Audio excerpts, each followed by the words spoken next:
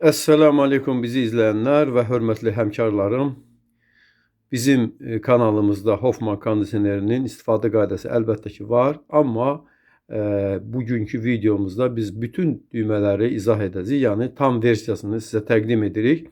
Hər bir kondisionerdə olduğu kimi burada da bir on-off, yəni kondisionerin yandırıb söndürülməsi üçün olan bir düymə var. Onun köməyi ilə kondisioneri yandıranda burada belə bir şey gəlir. Söndürəndə isə bu cür nə olur? Kondisionerin rejimlərini dəyişmək üçün mod düyməsindən istifadə edilir. Bu kondisionerdə 5 rejim var. Avtomatik rejim, soyutma, qurutma, isitmə və fan rejimi.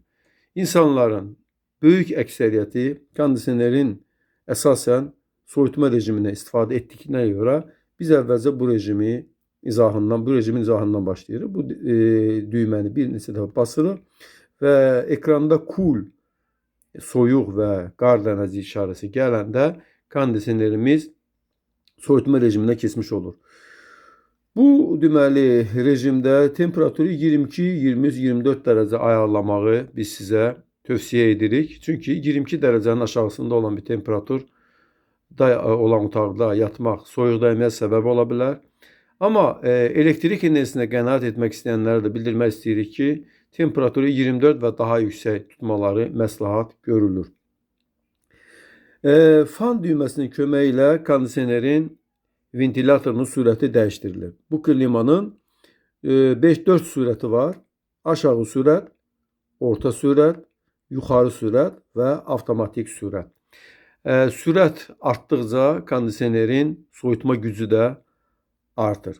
Biz indi mod düyməsini təkrar basırıq və qurutma rejiminə keçirik. Qurutma rejimində kondisioner sadəcə evdə olan nəmi uzaqlaşdırır. Bir daha basdıqda isitmə rejiminə keçirik və ekranda heat, yəni isitmə və günəş simvolu görkənir. Bu rejimdə temperaturu 26 dərəcənin üzərində ayarlayırıq. Çünki isti hava yüngül olduğuna görə yuxarıda yığılır və tez-tez kondisionerin yanıb sönməsinə səbəb ola bilir. Bu rejimdə fanın sürətinin avto olaraq seçilməsi daha uyğundur və kondisionerin düzgün işləməsinə imkan yaradır. Bunun edilməsi üçün fan düyməsini bir neçə dəfə basırıq və avto sürət burada göründükdə demək kondisionerimiz auto fan speed, yəni avtomatik sürət rejiminə keçmiş olur. Bu bizə nə verir? Kondisionerin fanının sürəti mikroprosesor tərəfindən idarə olunduğuna görə düzgün işləyir və eyni zamanda çöl üssənin buz bağlaması yalnız havanın temperaturu 0 dərəcəyə yaxınlaşanda baş verir. Buradan əlavə olaraq biz bildirək ki, isitmə rejimi soyutma rejimindən bir qədər fərqlidir və isitmə rejimində isti havanın gəlməsi təxminən 5-6 dəqiqədən sonra ola bilir. Bəzi vaxtda hətta ondan da artıq ola bilir.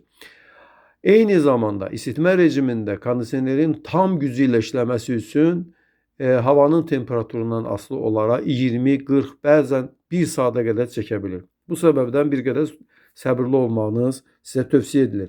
Mod düyməsini təkrar basırıq və burada fan sözü gəlir.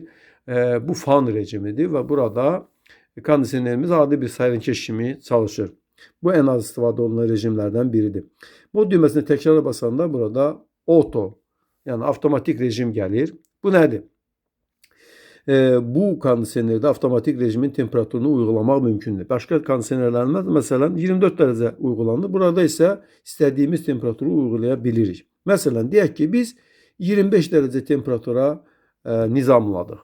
Bu nə deməkdir? Bu deməkdir ki, əgər temperatur 25 dərəcədən aşağı düşərsə, kondisioner isitmə rejimində, 25 dərəcədən yuxarı qalxarsa soyutma rejimində çalışacaqdır. İndi isə yenidən mod düyməsini basıb soyutma rejiminə qaydırıq və burada digər düymələrin izahını verəcək. Bəzi vaxt elə olur ki, insanlar yatarkən hava həddindən artıq isti olur və temperaturu deyək ki, 21 dərəcəyə, 22 dərəcəyə uyğulayırlar. Belə bir temperatur bayaq da qeyd etdik ki, insan orqanizmi üçün zərərlidir və soyuq dəyməyə səbəb ola bilir. Bəs bunun qarşısını almaq üçün istehsalçılar bizə nəyi təklif edirlər? Burada bir silip düyməsi var. Biz onu basanda burada ay və ulduzlar görkənir. Bu yuxu rejimidir və bu yuxu rejimində kondisioner kadəməli olaraq temperaturu qaldıracaq. 2 saatdan sonra temperaturu 23 dərəcəyə qaldıracaq. Bir neçə saatdan sonra 24 dərəcəyə qaldıracaq və dolayısıyla soyuq dəymə kimi bir problemimiz inşallah olmayacaq. Bu rejimdən çıxmaq üçün silip düyməsini yenidən basırıq. Bəzi vaxt elə olur ki, hava həddindən artıq isti olur və biz evimizin çox tez bir zamanda soyudulmasını istəyirik.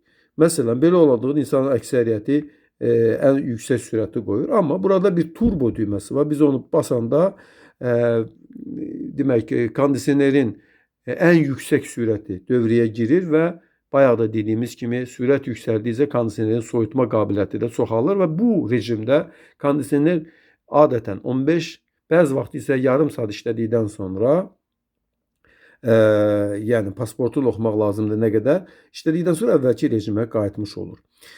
Burada digər maraqlı düymələr də var. Məsələn, self clean.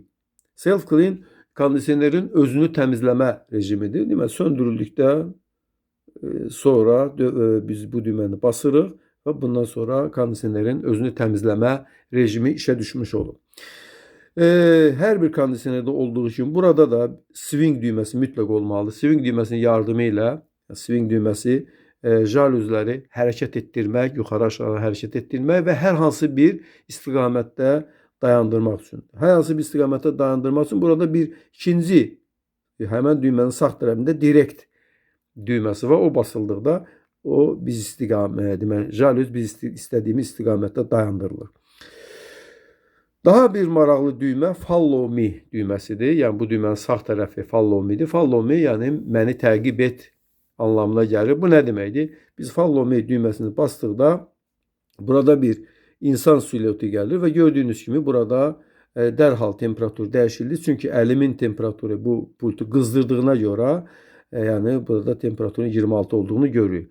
Bu rejimdə kondisioner temperaturu pultun vasitəsilə ölçür. Yəni əgər pultu biz stolun üstünə qoymuşuqsa, orada temperatur 24 dərəcə uygulamışıqsa, o dərəcə çatana qədər kondisioner işləyəcəkdir. Bu rejimdən çıxmaq üçün yenidən follow me düyməsini basırıq və gördüyünüz kimi ekranda 24 dərəcə görünür.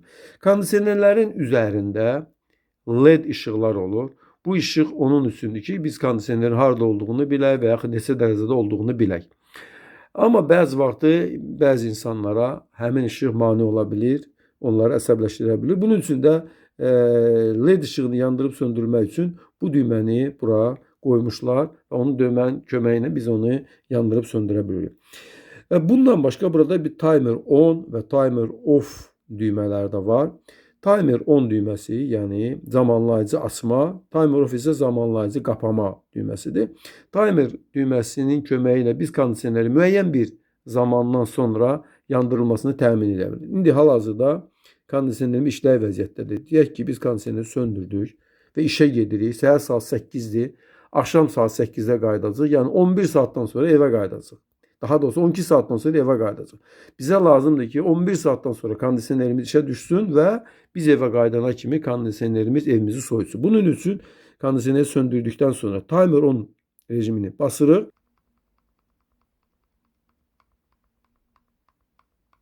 ...11 saate ayarlayırıq və əlimizi uzaqlaşdırırıq.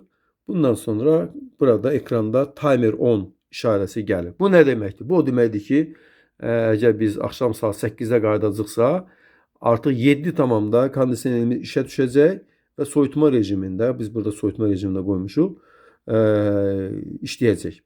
Bu rejimdən çıxmaq üçün yenidən timer düyməsini basırıq və bu rəqəmləri sıfırlayırıq. Bununla da timer 10 rejimindən çıxmış oluruq.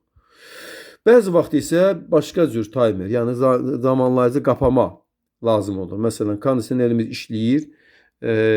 Biz bəzi insanlar istəyirlər ki, məsələn, kondisioner 3-4 saat işlədikdən sonra söndürülsün. Bu zaman bizə timer off düyməsi lazım olur. Timer off düyməsini basırıq. Məsələn, deyək ki, saat 11 tamamda yerimizə uzanırıq. İstəyirik ki, saat 3-də kondisionerimiz sönsün. Yəni 4 saat sonra sönsün. O zaman timer off düyməsini basırıq və burada 4 saata quraşdırdıqdan sonra barmağımızı uzaqlaşdırırıq və göründüyü kimi burada ekranın yuxarı hissəsində burada timer off işarəsi gəlir. Yenidən timer düyməsini basaraq bu rejimdən çıxmaq üçün bu rəqəmləri sıfırlayırıq. 24-dən sonra 0 gəlir. Və bununla da timer off rejimindən də çıxmış oluruq. Bu kondisionerin burada daha bir düyməsi var, silence. Bu düymə basıldıqda burada biz belə bir işarə görürük. Yəni fanın səsi minimuma endirilir.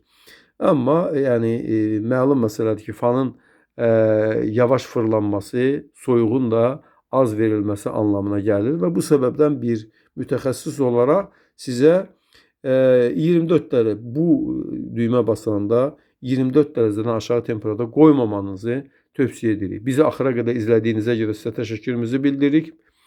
Əssəlamu aleykum.